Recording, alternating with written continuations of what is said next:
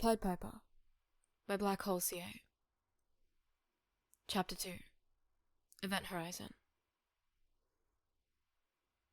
When Izuku gets back, dinner is already on the table.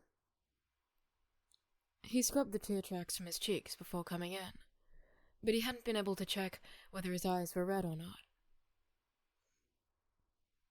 He's sure they are, but there's no hiding it now. Izuku's hands tremble slightly, and he feels like the life has been drained out of him, right along with his dreams. The katsudon Inko makes taste like sand from Dagobah, and it doesn't take his mother long to notice something's wrong with him when he's picking at his food the way he is. Izuku, did something happen? You came home later than usual. The boy wants the ground to open up beneath him, wants the black hole in his chest to suck him in, wants it to grind him up into atoms, like he never existed in the first place. But his mother stares at him, eyes prompting him to respond. He contemplates lying to her. He contemplates leaving the letter somewhere she'll find it, just so he doesn't have to tell her himself. His shoulder throbs from the burn Bakugo had left with him, and his eyes ache from all his crying. Izuku had been told to kill himself today. He had been rejected from his dream course at his dream school. He's 15, and all he wants to do is go lay down and cry some more. Maybe not talk for a few days and enjoy the silence it offers him. He just wants to stave off his mother's pitying look.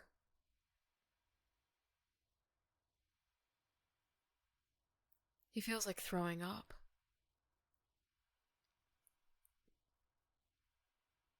I got a letter from UA. They said I should try applying for another course.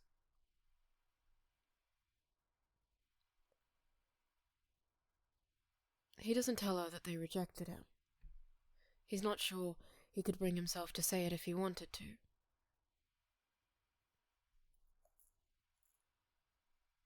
Izuku sniffles, running his jacket sleeve under his nose, tears blurring his vision, as the boy stares down at the bowl of katsudon in front of him.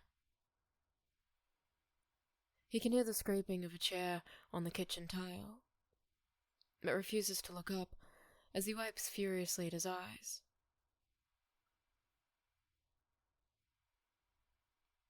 Inko kneels on the floor next to him, gently taking his hands between hers. Izuku can feel her fingers trembling around his, and turns to look at her. There are tears in her eyes as she stares at him, her face stricken with grief. I'm so sorry, Izuku. He flinches at the words, memories of a 4-year-old Izuku bubbling up with them. The words aren't ones he wants to hear, not what he needs. But he doesn't blame her. Not with the face she's making, not with the tears that are darkening edges of his shorts when she bows her head. He's never blamed her. Doesn't think he could if he tried. His mother is crying for him, for his dreams that the world had crushed so ruthlessly. How could he blame her for that?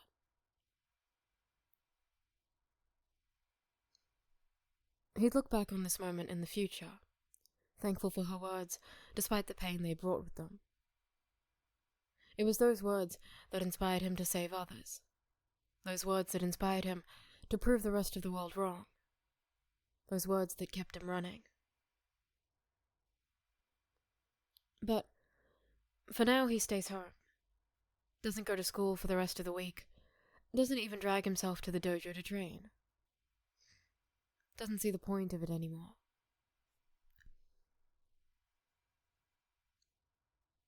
He wakes up to nightmares during these days. Even his afternoon naps are plagued by ruthless dreams. It starts with Yue's rejection letter, the nightmare acting as some sort of mordant parody of Harry Potter. Only this time, he's the one hiding the letters and Bakugo's the one playing the role of Hagrid, storming into their apartment in the dead of night with a sharp smile and, "You'll never be a hero."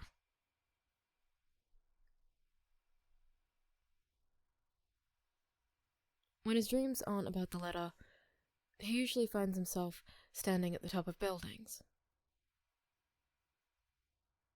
The first time it happens, he's alone, standing on what looks like his middle school's roof. He's watching the sunset when it begins morphing into one of Katsuki's explosions, and the boy comes flying out on the horizon with a grin on his face. Another nightmare has his mom there, crying, telling him how sorry she is. And he doesn't know how he can tell, but she's not mourning for his dreams in this version. They're tears of disappointment. Disappointment in him, in herself, for giving birth to a quirkless child. In the dream, her sobs turn to laughter.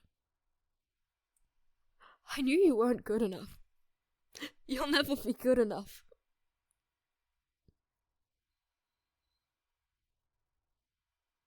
He finds himself stepping off the edge of the building.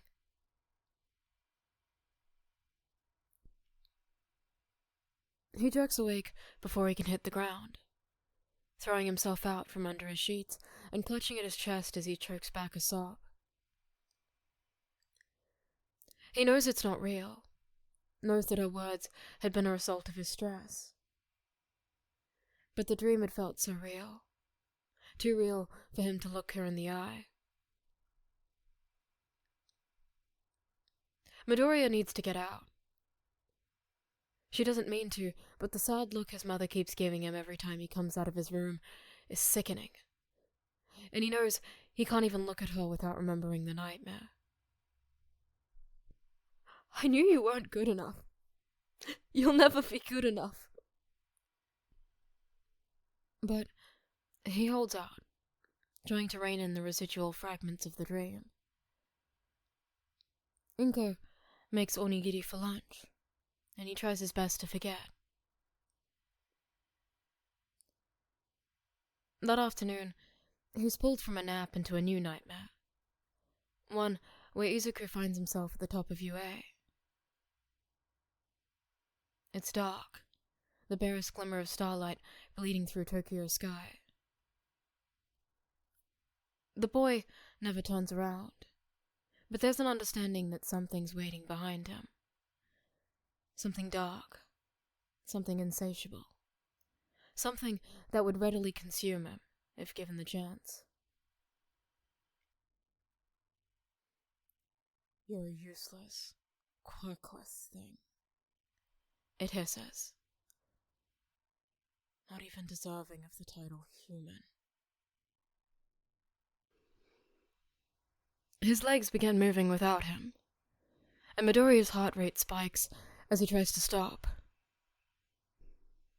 But fighting against it is like fighting against gravity. His legs pull him to the roof's edge until there's no longer anything solid beneath his feet, and the earth begs him closer. His body obeys. He tries screaming, but his vocal cords are unresponsive. Above him, the stars grow further, and he can hear Bakugo's laughter through the wind, roaring past his ears. "A useless, quirkless idiot. A Deku." Midoriya snaps awake on the couch, throwing himself up and into a seated position. Most of his nightmares have him waking up with either tears on his cheeks or adrenaline in his veins.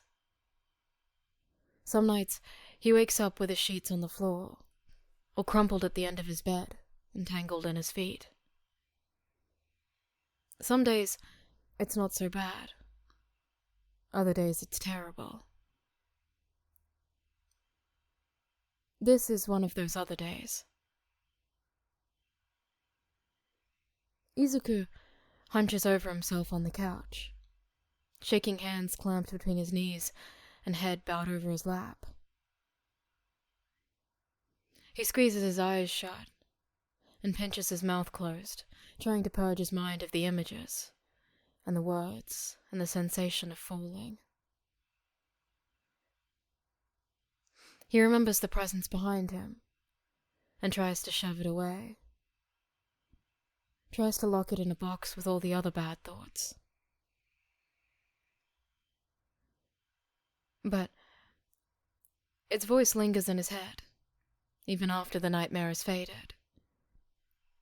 Like it stuck its maw out of the box's lid before Midoriya has managed to fully close it. A useless, quirkless thing. The 15-year-old lets out a shaky breath and leans his head against the back of the couch. He stares at the ceiling, tracing the shadows there in an attempt to further calm himself. The nightmares leave him restless and tired, the disturbance of his sleep slowly eating at what's left of his sanity after the last few days.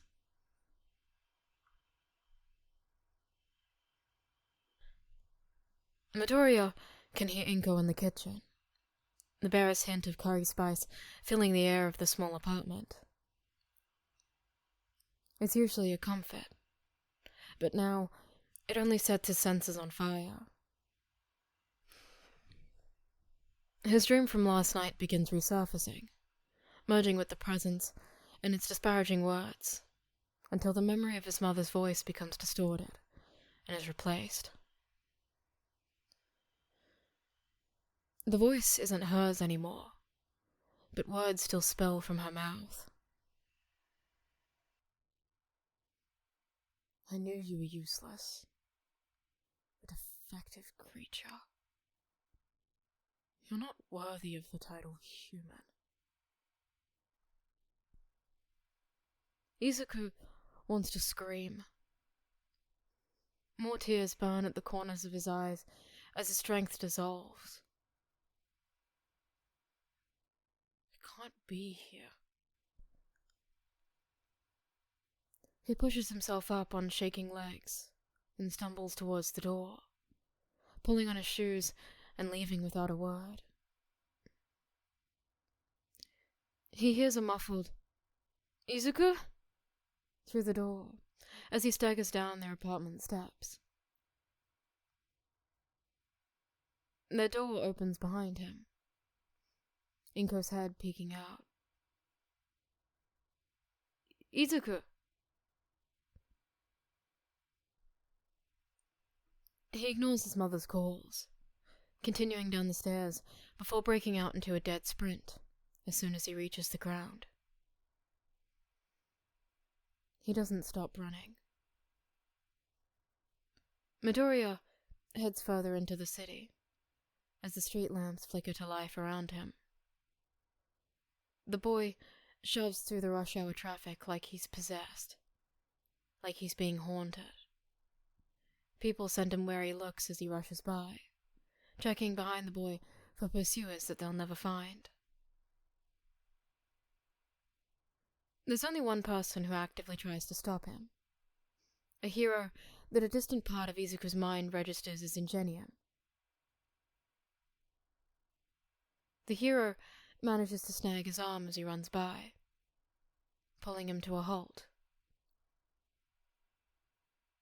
The boy is winded, but his mind still tries to drag his feet forward. "Are you all right?" Midoriya's eyes are glazed over, his body busy trying to outrun the demons in his head. He heaves his arm from Ingenium's grasp and continues his race. The hero gives chase, but the 15-year-old is nimble, and Tensei can't use his quirk in crowded areas like these. He quickly loses sight of the boy within the crowd, and slows to a halt, cursing under his breath. Izuku keeps running, until the voices in his head have reduced to a mere whisper.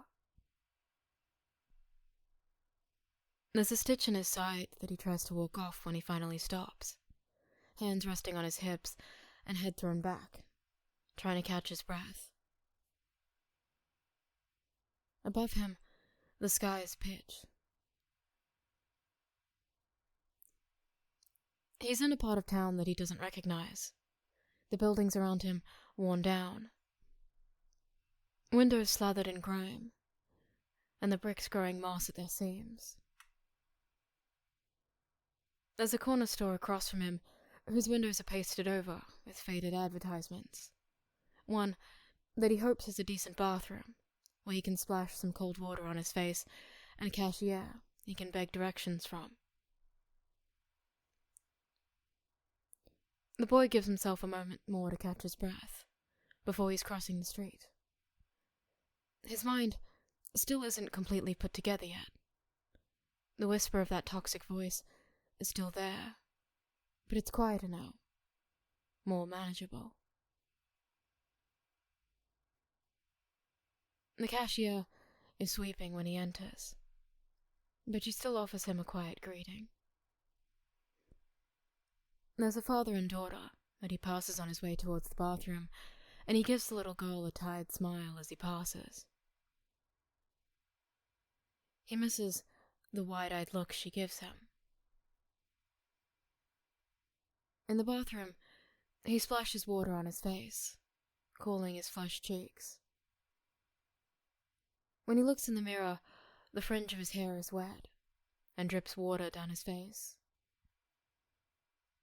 He brushes the faux tears away, and pokes at the dark circle strung beneath his eyes.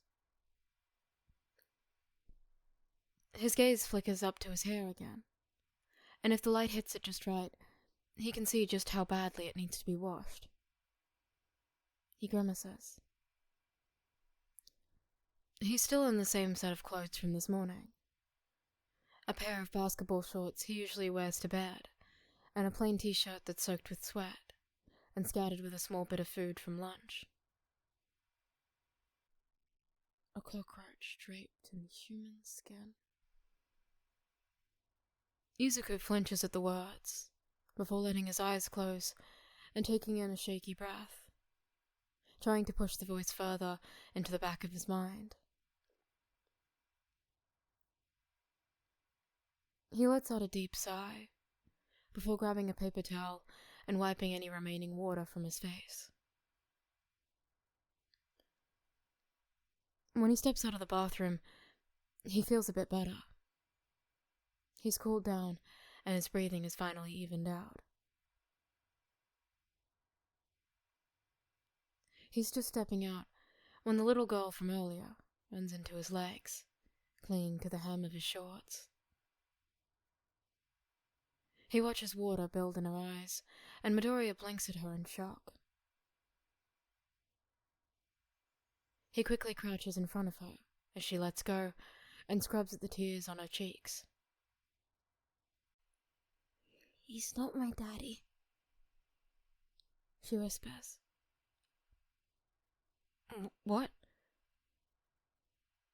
Izuku's brain grinds to a halt. "He took me from daddy. I want to go home." The tears start back up again, and he pulls the girl into his chest.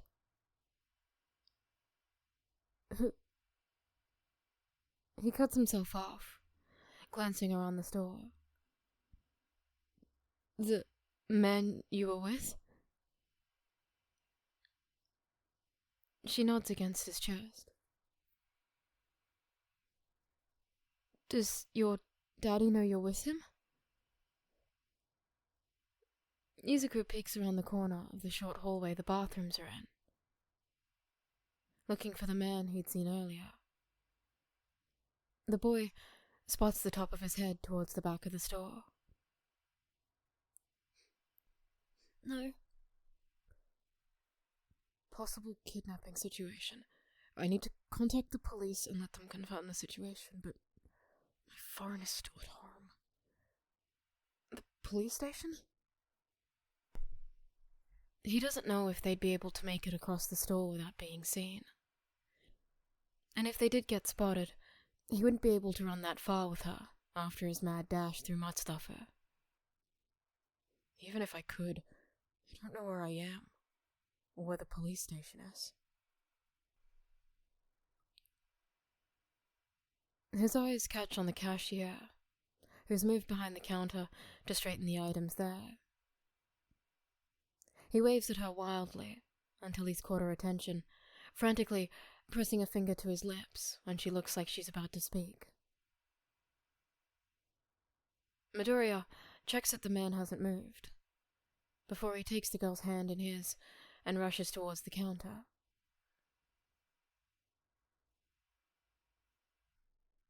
It's better to avoid confrontation. Keep her out of sight. I need you to take her and hide. Call the police. I think the man she was with abducted her. He keeps his voice low and continues throwing glances over his shoulder to check where the man went. Amy?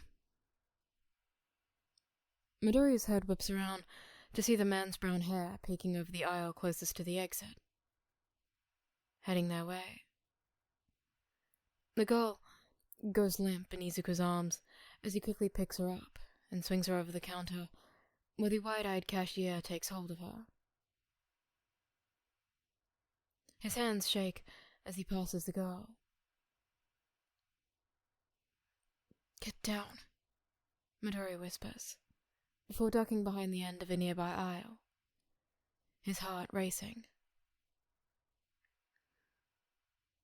Amy, where'd you go? Midoriya can hear the agitation that he's trying to mask. The boy takes a calming breath before casually stepping into the aisle that the kidnapper's in, pretending to study a bag of chips to his right. Hey, kid.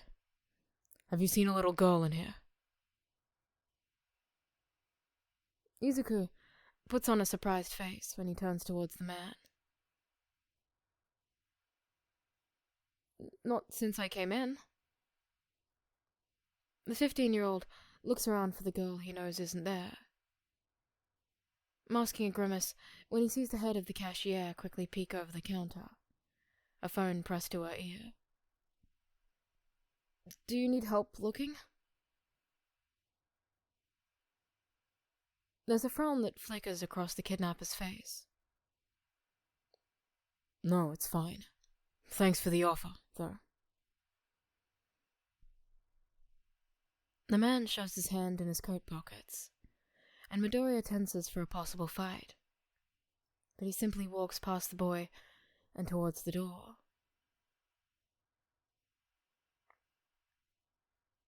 Suddenly, Izuku's torn. The kidnapper is obviously ready to abandon the girl, given the wary glance he throws at the cash register. Yet, something in Midoriya says not to let him get away. Something tells him that he'll just try again, with another little girl, on another day, in another convenience store, only next time, he'll succeed. His eyes jerk back towards the counter, where he knows Amy and the cashier are hiding. Then back to the kidnapper as he gets closer to the door. He's ready to charge the man as he goes to push the door open, but pauses. I could be putting those two in danger. He'd be dealing with an unknown skill set, unknown weapons, an unknown quirk. But, he thinks, heroes deal with that same unknown every day. You're not a hero, his mind hisses. You'll never be a hero. In the end, the decision is made for him. Because the man doesn't go to open the door. He goes to lock it. The soft click it makes has Midoriya immediately on edge, muscles tensing and stance shifting.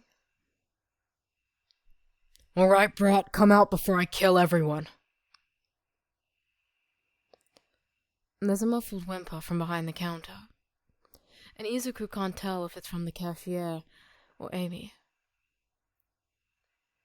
Either way, it brings a manic grin to the kidnapper's face that has Midoriya's blood curdling. You can't save anyone. You're just a Deku. This isn't the dojo. People fight back with quirks here. Maybe in another universe, he could have been able to say that his feet moved on their own. Maybe in another universe he could say that he didn't hesitate because of the voice in his head. But maybe in another universe that voice wouldn't have sent him running halfway across the city. Wouldn't have brought him here. Maybe in another universe he might not have saved them. In this one he will. He's tired, limbs shaky, whether from fear or overuse he's not sure. But his body doesn't fail to respond to the threat, his training ingrained too deeply to let fatigue weaken his punches or buckle his knees. Having a staff on hand would have been preferable, if only to put some distance between him and his opponent. But his life is hardly so accommodating. Instead, he settles for the broom the cashier had left out. It's scarcely a suitable replacement, but it'll give him the distance he needs. Midoriya points the broom handle at the man, the other end tucked securely beneath arm. Stay where you are. The kidnapper snickers. The hell are you gonna do with a broom? There's a cocktail of fear and determination swirling in the boy's eyes, as the edges of his lips tick upwards into a wobbly smile. I wonder. The man lunges, and Izuku spins on the ball of his foot, before bringing out the end of the broom from under his arm, and slamming the brush cap into the side of the man's face. There's a satisfying crack of plastic against bone, and a rewarding grunt of pain from the kidnapper. I've already taken the time to call the police, so I suggest you either stay here and wait politely, or I can make you. Midoriya falls back into a defensive position, as the attacker cradles his face. Izuku can see a thin stream of blood sliding between the man's fingers as he looks back at the 15-year-old. You're gonna regret doing that. Am I? Because, honestly, I'm feeling pretty satisfied at the moment. It feels like someone has mangled his brain-to-mouth filter, and he's left to wonder how those words came out of the bumbling, fear-steeped chaos that is his mind. The casual smirk on his face feels like it's made of thin glass, and his legs tremble undetectably despite his calm outward appearance.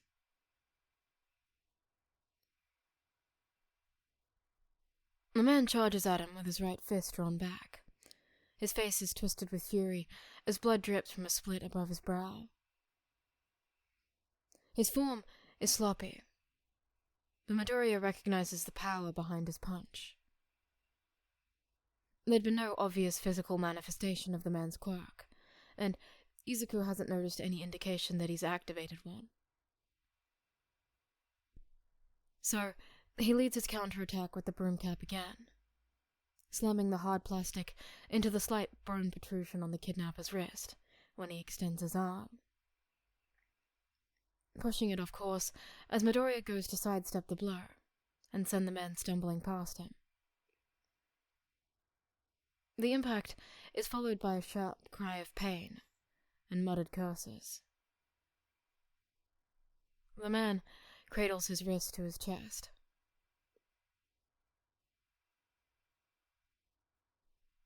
Maybe it's because of the stress from the last few days, or maybe it's the build-up of unreleased spite that makes his mouth form the words. That's all you got? His fear is slowly being replaced by anger. You know, I've been having a pretty shitty week, Izuku spits. I got told to kill myself, got rejected from the hero course, and I've been kept up by countless nightmares over the last few days. I just ran halfway across Matsudafu, and I'm both physically and mentally exhausted. But you know what? Midoriya asks, as a tired smirk tugs at his lips. It'll all be worth it if I get to kick your ass. This time, Izuku is the one to charge at the man, broom raised like a bat, in a way that sends the kidnapper ducking down one of the aisles. His impromptu weapon slams into one of the shelves, scattering bags of chips across the floor. Midoriya adjusts his grip on the broom as he moves into a narrow aisle to follow the man. The kidnapper grabs something off a nearby shelf and throws a box of instant rice at the boy that Izuku easily dodges before rushing towards the attacker. He feints with the broom and instead sends his foot out into a sidekick that makes contact with the man's chest, the impact sending air rushing from his lungs. Midoriya makes to pull away, but finds his foot caught between the kidnapper's arms, his hands wrapped around the boy's ankle.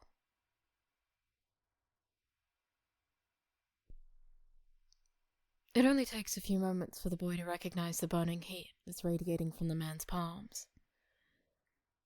There's a twisted grin pulling at his lips that mutates into one of Bakugo's, the sensation of the searing heat on Izuku's skin. It doesn't help that the man's eyes are a similar dark vermilion.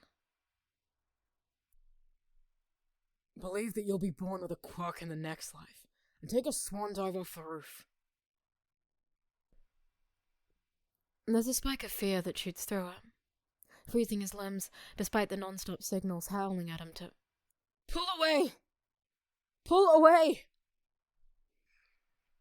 Somewhere, he registers the flashing red lights of a police car reflecting off the window, shaking him out of his panic. He's not Katsuki. Midoriya grits his teeth. Katsuki's quirk burns hotter.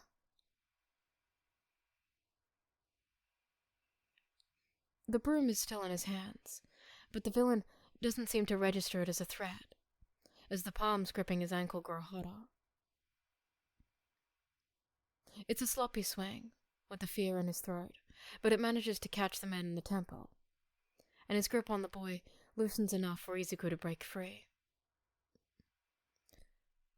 The 15-year-old twists out of the hold and delivers a back sidekick to the man's chin.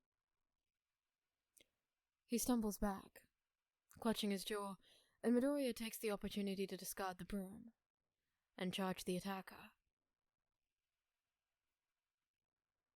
Izuku's hands wrap around the back of the man's neck, pulling him down and driving a knee into his unguarded stomach. Midoriya drops his hold when the brunette hunches over. The boy takes advantage of his prone position and uses it to hurl him onto the tiled floor, stomach first. Izuku quickly jerks one arm into a hammerlock, while he pins the other's hands to the ground with the foot, careful to avoid the kidnapper's heated palms. He can hear someone pounding on the doors, and sees the cashier, cradling Amy to her chest, sprint through his peripheral towards the entrance. 2 officers rush to his aid, and Midoriya warns them of the man's quirk as they take his place and lock a pair of quirk-suppressing cuffs around his wrist. Izuku watches as the 2 drag him out to the police car outside, shoving the man into the back seat. Another car pulls up behind him. 2 more officers stepping out. One of the original cops points them in his direction. There's a female officer that breaks away to talk with Amy and the cashier, and a man with 2 small horns that approaches Midoriya.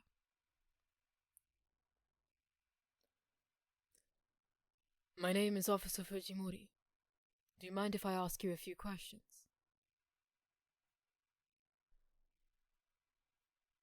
That man, Izuku states instead, eyes glued to the first police car. He'll probably need medical treatment. Now that everything's over, Izuku feels his hands start to shake. He shoves them in his pockets, shifting from foot to foot. The officer arches a brow. I didn't know what his quirk was, so I couldn't afford to pull any punches. At the very least, he'll have some painful bruising to remember me by. The call we got says that you 2 were fighting. Were you injured?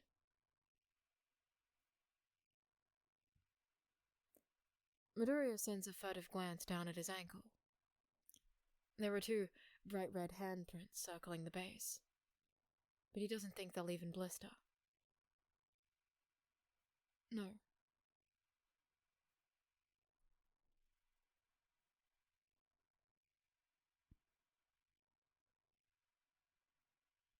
The police escort him and Amy back to the nearby station, where a frantic Inko arrives half an hour later. Amy had already been reunited with her actual father, the man having shown up earlier in a complete state of disarray before the 2 were swept into an interrogation room for privacy. He'd been running through a few details with Officer Fujimori in a different interrogation room when his mother barges in, and, foregoing all formalities, wraps him in a tight hug the moment she's close enough. Midoriya can feel the fabric on his shoulder dampen. If the same thing happens to her shirt, no one mentions it.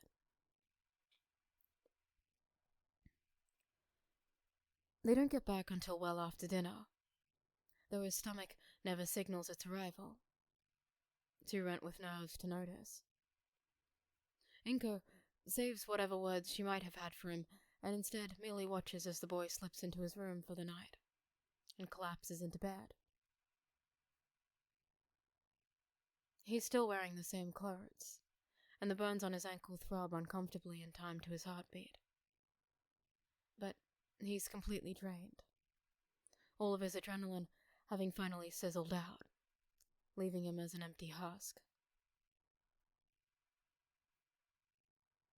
For once, he's too exhausted to dream of anything.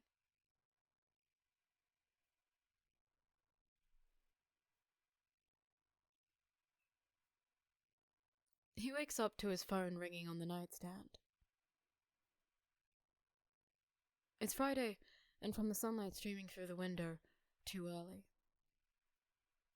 He can hear Inko down the hall, the woman getting ready for work from the sound of it. He doesn't even check the caller ID, before silencing it and quickly falling back asleep.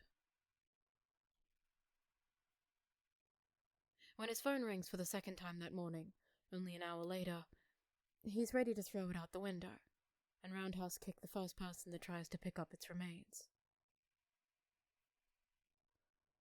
He doesn't.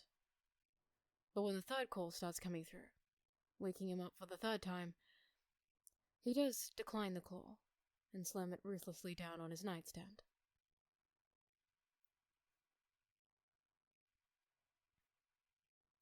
The next time he hears a phone ring, it's from Inko's cell phone a few minutes later. "Oh, Chi-san, I meant to call you the other day and completely forgot." There's a pause. "No, he's not been sick, it's that..." His mother sighs, voice noticeably quieter. A lot's happened. He got a letter from UA the other day. They're not allowing him to try for the course he wanted. So he's been as good as can be expected. Just yesterday, Midoriya rolls over to face the wall, his bed creaking with the movement. He pulls a pillow over his ears and closes his eyes against the primary colors of his fading All Might posters. He doesn't want to listen anymore.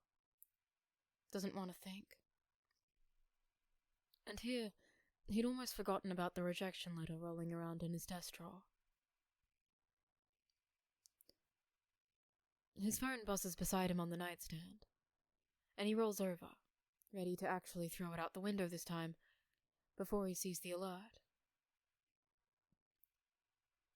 There's 3 missed calls from Chi-sensei, a few concerned texts from his dojo classmates, and at the top, a pop-up notification from one of the hero news sites he follows. Vigilante knuckle duster stops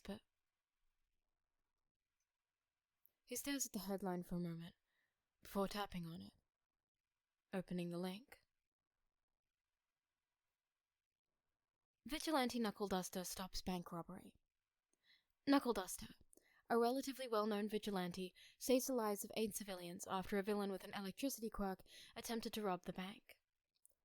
Witnesses say that no heroes had yet to arrive on scene when the vigilante appeared, easily taking out the culprit after a short fight, following the villain's attempt to take several men, women, and children hostage.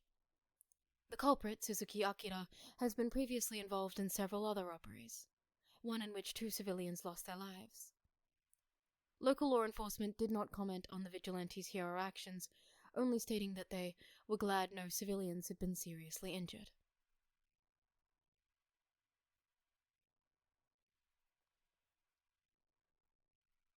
Izuku blinks, eyes flickering back up to the first sentence, gaze catching on the word vigilante.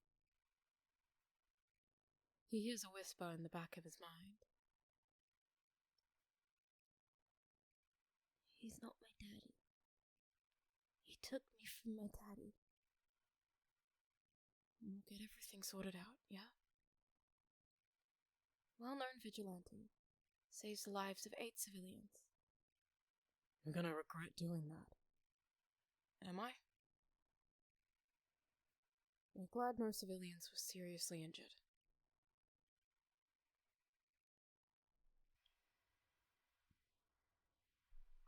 You did a great job, kid, Officer Fujimori tells him.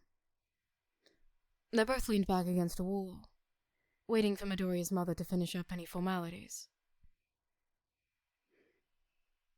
Things could have gotten much worse if you hadn't been there when you were, and if you hadn't done what you did. Izuku watches as his mother signs something at one of the detectives' desks. You'd be a great hero, kid. The words leave a bitter taste in the back of Midoriya's mouth. I'd make a good hero, he thinks. If only someone would give me the chance.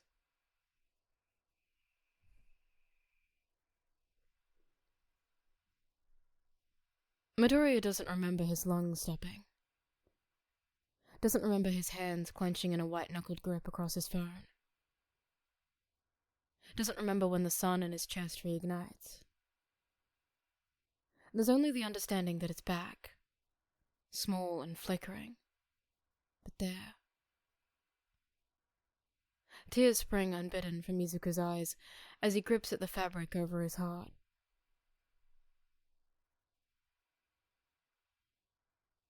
Inko comes rushing into the room at the sound of the sob that breaks past his lips, her phone hanging loosely in her hand.